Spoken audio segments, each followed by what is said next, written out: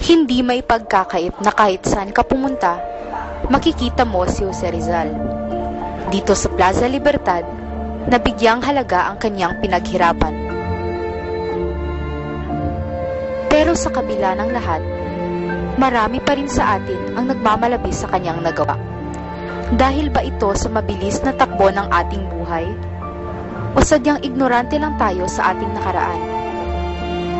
Watawat na nagsasagisag ng nakaraan, pati na rin ng kasalukuyan, na parang ibong lumilipad sa kalangitan.